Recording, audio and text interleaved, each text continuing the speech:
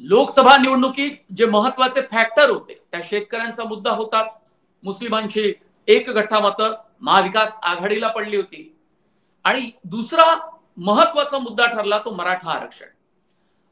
लोकसभेच्या निवडणुकीत उमेदवार उभे केले गेले असतील पण पुरेसा वेळ हातात नव्हता म्हणून उमेदवार उभे केले नाहीत।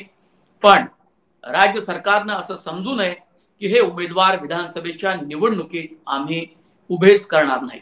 हा थेट राज्य सरकारला इशारा होता।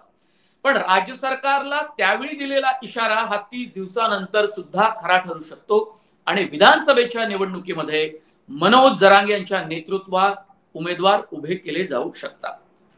मनोज जरांगे यांनी सांगितलं की सरसकट कुणबी प्रमाणपत्र द्या आणि ओबीसी आरक्षणातूनच मराठा समाजाला आम्हाला आरक्षण हवंय।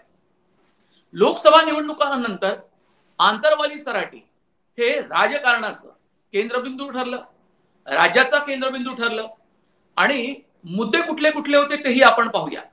मनोज जरांगेंच्या मागण्या काय?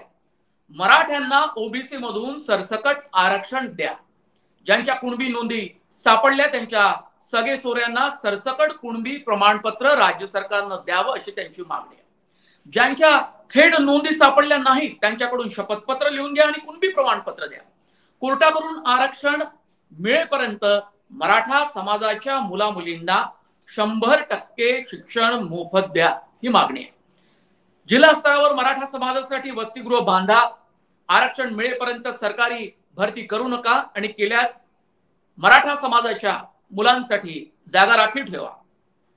एसीबीसी अंतर्गत 2014च्या नियुक्त्या त्वरित द्या, गुन्हे मागे घ्या सरसकट अशी मागणी असली तरी गंभीर गुन्हे मागे घेतले जाणार नाही असं मंत्री शंभूराज देसाई यांनी मनोज जरांगे यांना सांगितलं।